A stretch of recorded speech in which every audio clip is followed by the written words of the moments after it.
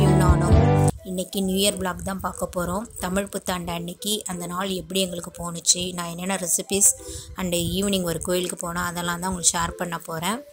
இந்த vlog போகிறதுக்கு முன்னாடி நம்ம சேனலை சப்ஸ்கிரைப் பண்ணலாம், சப்ஸ்கிரைப் பண்ணிக்கோங்க. பக்கத்தில் உள்ள பெல் சிம்பலை கிளிக் பண்ணிக்கோங்க. அன்றைக்கி மார்னிங் சீக்கிரமே எழுந்து வீடு ஃபுல்லாக வந்து நல்லா க்ளீன் பண்ணிவிட்டு, வாசலையும் க்ளீன் பண்ணிவிட்டு கோலம் போட்டோம். அது வாசல்லேருந்து ஃபுல்லாக அந்த வீடு வாசல் வரைக்கும் நாங்கள் வந்து கோலம் போட்டு கலரில் வந்து நாங்கள் கொடுத்தோம். ஸோ நியூ இயர்னாவே நம்மளுக்கு ஒரு ஸ்பெஷல் தான், அதுவும் தமிழ் புத்தாண்டு அப்படின்னா இன்னும் நம்மளுக்கு ஸ்பெஷல் தான். அன்றைக்கி மார்னிங் கிச்சனை ஃபுல்லாக டீப் க்ளீன் பண்ணிவிட்டு வெசல்ஸ் எல்லாத்தையும் வாஷ் பண்ணிவிட்டு அடுப்புக்கிட்ட நான் வந்து மாவு கோலம் சின்னதாக ஒரு கோலம் போட்டேன். அன்றைக்கி நான் மார்னிங் டிஃபன் செய்ய ஆரம்பிச்சிட்டேன். ஸோ அன்றைக்கி வந்து மெனு வந்து சிம்பிளாக இட்லி சாம்பார் ப்ளஸ் வெங்காய சட்னி, இதுதான் வந்து அன்றைக்கி ரெசிபி. இந்த இட்லி சாம்பார் வந்து நம்ம 10 மினிட்ஸில் செஞ்சிடலாம். அன்றைக்கி இட்லி நான் மார்னிங் ஊற்றி வச்சுட்டேன். பக்கத்துலேயே வந்து நான் இட்லி சாம்பாருக்கு பருப்பு வேக வச்சுருக்கேன். இந்த சாம்பார் வந்து 1 பாட் சாம்பார் மாதிரியே வந்து 10 மினிட்ஸில் நம்ம செஞ்சிடலாம். மார்னிங் டைம் இல்லை அப்படின்னா குயிக்காக இது மாதிரி நம்ம ஒரு சாம்பார் செய்யலாம், நல்லா டேஸ்ட்டாக இருக்கும். அதுக்கு 1 கப் துவரம்பருப்பு, 1/2 கப் பாசிப்பருப்பு, 3 தக்காளி, 5 பல் பூண்டு, 5 சின்ன வெங்காயம், ஒரு கத்திரிக்காய், ஒரு கேரட்டு, ஒரு 1/4 டீஸ்பூன் மஞ்சத்தூள் எல்லாம் போட்டு 2 விசில் விட்டுட்டேன். பருப்பு நல்லா இது மாதிரி வெந்துடணும். சைட் பை சைட் இட்லி நல்லா வெந்துட்டு இந்த பருப்பில் வந்து 1 டம்ளர் தண்ணி ஆட் பண்ணிவிட்டு 1 டீஸ்பூன் வந்து மிளகாய் தூள் ஆட் பண்ணிக்கிறேன். அப்புறம் 2 டீஸ்பூன் சாம்பார் பொடி, இது நான் வீட்டிலே ரெடி பண்ண இட்லி சாம்பார் பொடி, இது நல்லா டேஸ்ட்டாக இருக்கும். அப்புறம் இதுக்கு தேவையான உப்பு இதெல்லாம் போட்டு கலந்து விட்டு ஒரு 5 மினிட்ஸ் நல்லா கொதிக்க விட்டுறலாம். அப்புறமா நம்ம தாளித்து கொட்டிட்டோம் அப்படின்னா ஈஸியான இட்லி சாம்பார் நம்மளுக்கு ரெடி ஆகிட்டு. இது நம்மளுக்கு சட்னி செய்கிற டைம் தான் ஆகும், ஆனால் நல்லா டேஸ்ட்டாக இருக்கும். எக்ஸ்ட்ரா கூட ஒரு இட்லி நம்ம சாப்பிட்லாம். இந்த சாம்பாருக்கு நான் புளி சேர்க்க மாட்டேன், அதுக்கு பதிலாக தக்காளி எக்ஸ்ட்ரா சேர்த்துப்பேன். உங்களுக்கு விருப்பம்னா நீங்கள் வந்து கொஞ்சமாக இல்லை புளி கரைச்சி அதில் சாம்பாரில் வந்து லாஸ்ட்டாக ஊற்றிக்கலாம். இப்போ 2 டீஸ்பூன் ஆயில் விட்டு 1 டீஸ்பூன் கடுகு, 1/2 டீஸ்பூன் ஜீரகம், கொஞ்சமாக கருவேப்பிலை, 2 வரமிளகாய் கிள்ளி போட்டு அப்படியே நல்லா தாளிச்சிக்கலாம். இதை தாளிச்சிட்டு நம்ம அந்த சாம்பாரோட கொட்டி ஒரு 2 மினிட்ஸ் நல்லா கொதிச்சிட்டோம். ஸோ நம்மளுக்கு சூடான இட்லி சாம்பார் வந்து 10 மினிட்ஸில் நம்மளுக்கு ரெடி ஆகிட்டு. இந்த தாளித்ததை அப்படியே சாம்பாரில் கொட்டி 2 மினிட்ஸில் நம்ம இறக்கிடலாம். சுட சுட நம்மளுக்கு இட்லி சாம்பார் ரெடி ஆகிடும். இப்போ நம்ம சூடாக இதில் இட்லி வச்சு அது மேலே ஃபுல்லாக சாம்பார் ஊற்றி சாப்பிட்டோம், நல்ல அருமையாக இருக்கும், நல்ல டேஸ்ட்டாகவும் இருக்கும். இதோட கொஞ்சமாக சட்னி வச்சு நாங்கள் டிஃபன் சாப்பிட்டு முடிச்சிட்டோம். நெக்ஸ்ட்டு நான் லஞ்சு ப்ரிப்பேர் பண்ண ஆரம்பிச்சிட்டேன். எங்கள் வீட்டில் நாங்கள் எல்லோரும் இது மாதிரி இட்லி மேலே சாம்பார் ஊற்றி சாப்பிடுவோம், நல்லா டேஸ்ட்டாக இருக்கும். நீங்களும் அது மாதிரி ட்ரை பண்ணி பாருங்கள். அன்றைக்கி நியூ இயர்ன்றதுனால கொஞ்சம் ஸ்பெஷலாக ஸ்வீட் செய்யணுன்றதுனால பால் பாயசம், அப்புறம் உளுந்து வடை,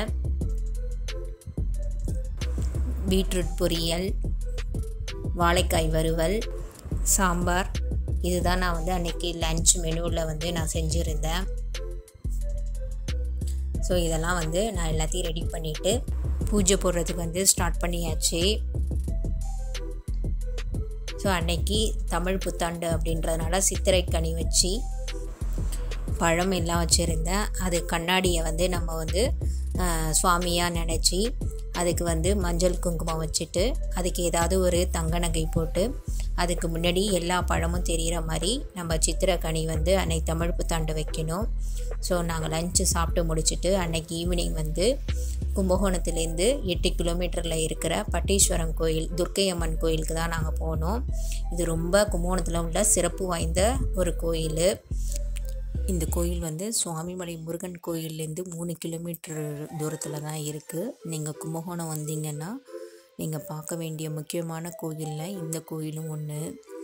அவ்வளோ சக்தி வாய்ந்த சிறப்பு வாய்ந்த கோயில், நிறைய சிறப்புகள் இருக்குது. வாங்க அது ஒன்றுனா நான் சொல்கிறேன். நீங்களும் எங்களோட அப்படியே ட்ராவல் பண்ணி இந்த கோயிலை சுற்றி பார்க்கலாம் வாங்க. இந்த கோயில் வாசல்லே வந்து நிறைய வந்து கடைகள் இருந்தது. நம்மளுக்கு தேவையான அர்ச்சனை, நெய்விளக்கு, துர்க்கை அம்மனுக்கு வந்து ரொம்ப சிறப்பு வாய்ந்த பூ வந்து இந்த சிவப்பு அரளி தான், செவ்வரளி. இந்த ரோஸ் கலர் அரளியும் வாங்கி போடலாம், ஆனால் ரொம்ப சிறப்பு வாய்ந்த வந்து இந்த செவ்வரளி தான். நாங்கள் வந்து பூ, அந்த நெய்விளக்கு, அர்ச்சனை அப்படியே வாங்கிட்டு நாங்கள் கோயிலுக்குள்ளே போனோம். இந்த கோயிலுக்கு வந்து நல்லா வேண்டிட்டு போனால் நல்ல ஒரு வரன் கிடைக்கும், திருமண தடை நீங்கும், குழந்தை பாக்கியம் கிடைக்கும், கணவன் மனைவி ஒற்றுமை, தொழில் அபிவிருத்தி, இது போல் நிறைய நம்மள வேண்டுதல்கள் எல்லாமே இந்த கோயிலில் வந்து சரியாயிடும். நாங்கள் எல்லாத்தையும் வாங்கிட்டு அப்படியே கோயிலுக்குள்ளே என்ட்ராகிட்ருக்கோம். இது வந்து நல்ல ஒரு பெரிய கோயிலாக இருக்கும். இந்த கோயில் பார்க்கவே வந்து ரொம்ப அழகாக இருக்கும். இந்த கோயில் துர்க்கை அம்மனை வந்து நம்ம பார்த்துட்டே இருக்கணும். பார்க்குறதுக்கு 1000 கண்கள் வேணும் அப்படின்னு சொல்லுவாங்க. அவ்வளோ ஒரு அழகாக இருக்கும் இந்த துர்க்கை அம்மன். ரொம்ப சக்தி வாய்ந்த துர்க்கை அம்மன். நம்மளுக்கு என்ன கஷ்டம் இருந்தாலும் இந்த கடவுள்கிட்ட வந்து நம்ம வேண்டிட்டு போனோம் அப்படின்னா நம்மளுக்கு கண்டிப்பாக சரியாயிடும். இப்போ போனவுடனே நம்மளுக்கு உள்ள பிள்ளையார் இருக்காங்க. அங்கே வந்து நம்ம வழிபட்டுட்டு அப்படியே நம்ம லெஃப்ட் ஹேண்ட் சைட் போனோம் அப்படின்னா இங்கே ஒரு நந்தவனம்னு சொல்லிட்டு ஃபுல்லாக ஒரு தோட்டம் மாதிரி அவங்க ரெடி பண்ணியிருக்காங்க. அந்த தோட்டம் ரொம்ப சூப்பராக இருக்குது. இங்கே வந்து ஒரு குளம் ஞானவாவி குளம். இது ரொம்ப ஆழமாக இருக்குன்னு இறங்கக்கூடாதுன்னு அங்கே போர்டு வச்சுருந்தாங்க. இங்கே நிறைய மீன்கள் இருக்குது. இந்த மரத்தில் வந்து நம்ம குழந்தை வேணும் அப்படின்னு சொல்லி நல்லா வேண்டிட்டு தொட்டில் வாங்கி கட்டணும் அப்படின்னா கண்டிப்பாக குழந்தை பிறக்கும். இங்கே பாருங்கள், நிறைய பேர் தொட்டில் கட்டியிருக்காங்க. திருமண தடை நீங்கணும் அப்படின்னா ஒரு கயிறு வாங்கி இந்த மரத்தில் நம்ம கட்டணும் அப்படின்னா கண்டிப்பாக நல்ல வரன் கிடைக்கும். இதெல்லாம் இந்த கோயிலோட சிறப்பு.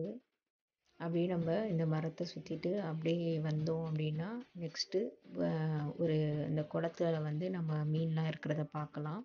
அதுக்கு நேராகவே ஒரு பிள்ளையார், பெரிய பிள்ளையார் இருக்கார். அவரையும் நம்ம அப்படியே தரிசிச்சுட்டு நம்ம அப்படி போனோம் அப்படின்னா சிவன், தேனுபுரீஸ்வரர் சிவன், அந்த கோயிலுக்கு நம்ம போயிடலாம். செவ்வாய், வெள்ளி, ஞாயிறு இந்த 3 நாள்லேயும் வந்து ராகு காலத்தில் வந்து இந்த கோயில் ரொம்ப சிறப்பாக இருக்கும். தனியாக அபிஷேகம்லாம் நடக்கும். அமாவாசை, பௌர்ணமி, அஷ்டமி திதி இதில் போல் நாட்களில் வந்து ரொம்ப விசேஷமாக இருக்கும். ராகு காலத்தில் வந்து இந்த துர்க்கைக்கு வந்து நம்ம விளக்கு போட்டோம் அப்படின்னா ரொம்ப சிறப்பு. இதுதான் வந்து தேனுபுரீஸ்வரர் கோயில். சிவன் இருக்கார். இது உள்ளே போகணும் அப்படின்னா வாசல்லேருந்து நம்மளுக்கு வந்து சிவன் வந்து நல்லா காட்சி கொடுக்குறாரு பாருங்கள். நல்ல பிரகாரத்திலே வந்து நம்ம பைரவர், நவகிரகம், எல்லா சுவாமி எல்லாமே இருக்குது. இந்த கோயிலில் வந்து 5 நந்திகள் இருக்குது. எல்லா நந்திகளுமே வந்து சிவன்கிட்டேருந்து விலகியே இருக்கும். பாருங்கள், சிவனுக்கு நேராக நந்தி இல்லாமல் இந்த சைடு லெஃப்ட் ஹேண்ட் சைடு நான் நிற்கிறதுக்கு நேராக இருக்குது பாருங்கள். இந்த கோயிலுக்காக தான் ஒரு சிறப்பு. ஏன் வந்து விலகி இருக்கும் அப்படின்னா இந்த கோயிலில் வந்து சிவனை வந்து தரிசிக்க ஞான சம்பந்தர் வந்தாங்களாம். அவங்களுக்காக சிவன் வந்து நந்தியை வந்து கொஞ்சம் விலகி இருக்க சொன்னாங்க அப்படின்ற ஒரு வரலாறு இருக்குது. அதுதான் இந்த கோயிலில் வந்து சிறப்பு. வேறு எந்த கோயில்லையுமே இது மாதிரி இருக்காது. நந்திகள், எல்லா நந்திகளுமே சிவன்கிட்டேருந்து கொஞ்சம் விலகி தான் இருக்கும்.